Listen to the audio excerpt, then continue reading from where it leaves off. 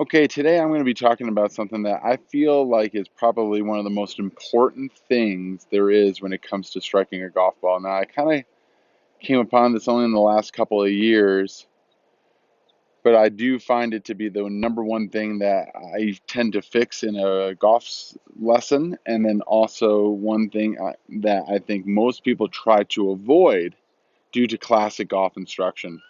And what it is that this fundamental is that I believe is that the club head must pass the grip as you strike the golf ball.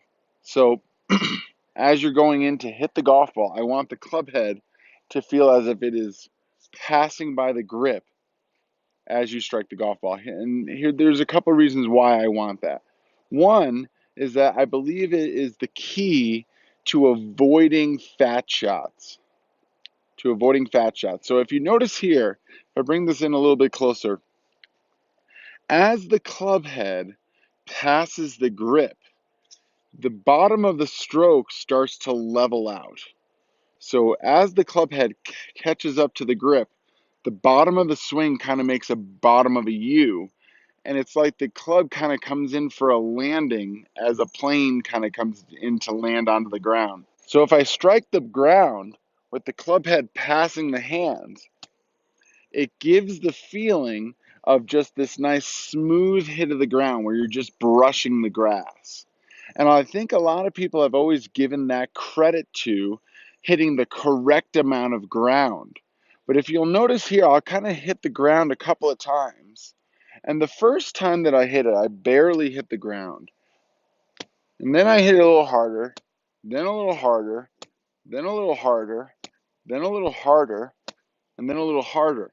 So I hit that ground about 4 different levels of intensity, basically meaning I swung lower and lower and lower.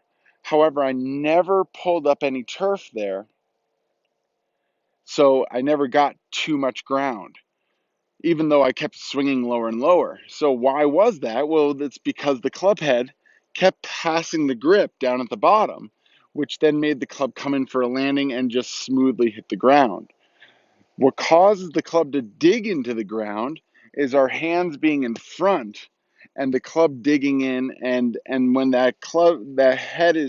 when the grip is too far in front of the club head at the moment of impact, the angle of descent is going to be a lot more steeper than if it catches up to the grip.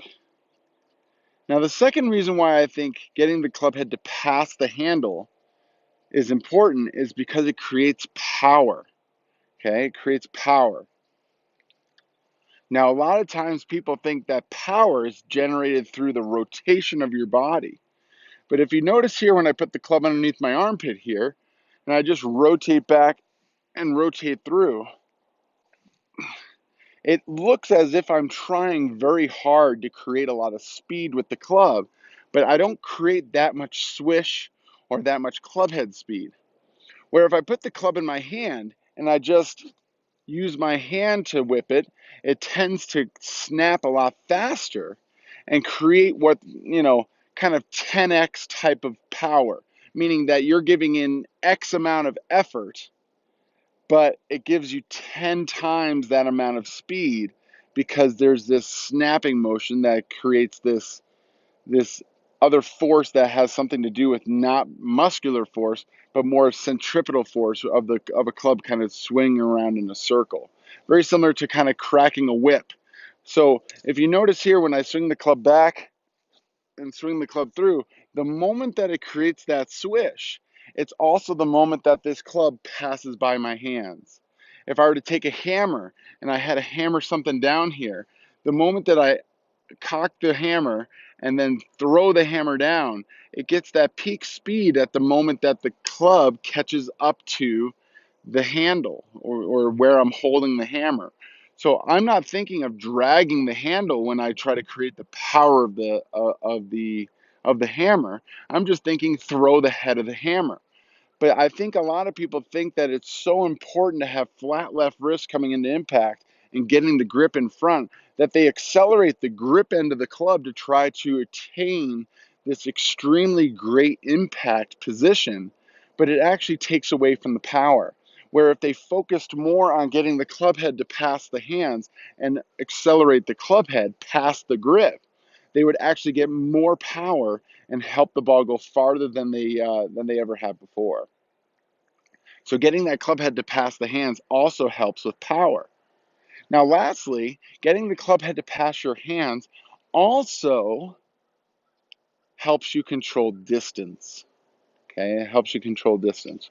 Now, most people that are watching this video, most of the time, is struggling with a slice. The ball goes to the right too much. And what that basically means is that when you come into the ball, the heel is leading and the toe is not catching up to the heel. So when I come through and I get the club head to pass my hands, you can see, I'll do it in slow motion here, that as I go through, you'll see that the toe of the club rolls over the heel, which would be closing the club face, which would create more of that draw that makes the ball go to the left. So getting that club head to pass my hands can also help me square up the face by accelerating the toe past the heel, which will create that nice little draw that hits the ball far. Now, if you are one that tends to hit too much of a hook, you might say, well, Justin, I'm trying not to do that because every time I release my hands, the ball goes way left and I'm trying to hold on to the face to try to keep the face more open. But actually, you can accelerate the club head past your hands and get the benefit of a smooth divot and more club head speed, but not get the toe to accelerate too much. And that's through actually getting the club head to scoop through the ball. So this is for people that are just having struggles with hooking the ball. But I want you to realize that if you get the club head to scoop, and I'll actually face the camera here, and scooping means that the my right knuckles of my hand kind of go down to the ground. So as I scoop through, you can see how the club face points up to the sky, and that's actually accelerating the heel, and that would actually hit more of a fade. So depending on what your struggle is, whether it's hooking the ball too much or slicing the ball too much, this idea of getting the club head to pass your hands, whether you accelerate the toe by rolling your right hand over the top, or you get your right hand to scoop under by accelerating the heel, this idea of getting the club head to pass your hands can actually improve your direction control. So those are the kind of, to me, the three things that most people want to improve in a golf swing. They want to either hit the ball more consistently. So getting the club head to pass the hands makes us brush the grass versus the hands being in front makes us bang the ground. Secondly, people typically want to hit the ball far. And as we can see here, I can get a lot more power by snapping the club through, just like snapping a hammer down, versus just trying to turn as hard as I possibly can through the ball. And then finally, people want to hit the ball straighter. And people that don't hit the ball straight typically struggle with the ball either going to the right a lot, which usually means that the face is open, so that they need to roll the hands to get the toe to turn over, or they tend to hook the ball a lot and miss left a lot, which means they need to accelerate the heel a little bit more through a scooping action and get those right knuckles to kind of go under the ground there. So three things: consistency of contact, more power, and consistency of direction can all be controlled by this idea of the club head passing the hands.